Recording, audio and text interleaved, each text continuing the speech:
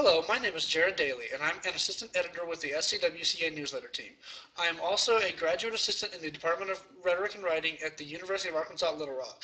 I teach Composition 1 to a class of 13 undergraduates. I am an editorial assistant for the Writing Program Administration Journal, and I volunteer a few hours a week in UALR's University Writing Center, where I was previously a graduate assistant for 3 semesters. I'm currently working on a master's degree in professional and technical writing at UALR. I earned a bachelor's degree in news editorial journalism in 2006 from Texas Christian University. I worked as a copy editor at the Arkansas Democrat Gazette for 6 years. I became involved with the SCWCA newsletter team because of my interest and expertise in editing, and because of my desire to share some of what I've learned about writing centers from my time at UALR.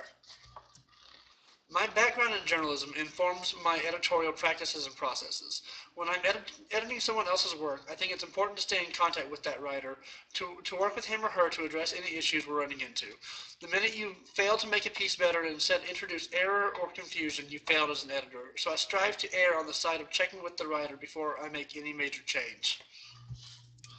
I have been heading up our founder interview project. Alana Beitzel and I had been working to contact people who were involved at or near the founding of this organization. Between the two of us, we managed to get into contact with over a half-dozen founders. I developed interview questions as guidelines for these conversations, and the other team members have helped flesh out these questions so as to cover all the bases that we want to talk about.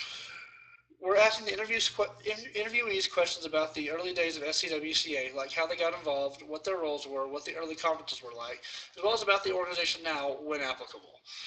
I personally have sat down and talked to Dr. Sally Crisp, who teaches at UALR and kind of got the ball rolling with this organization, and I have had a phone interview with Joe Law, formerly of TCU and now a WAC director and English professor at Wright State in Ohio.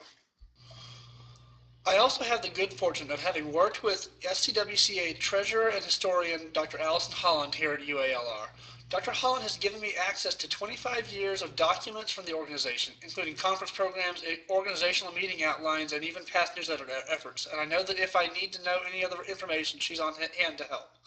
The SCWCA's previous newsletters were started in 1990 by Jim McDonald, and they were pretty extensive, taking stock of then recent conferences, upcoming events, and many of the same types of things we want to cover in our first issue, such as writing center spotlights and best practices articles.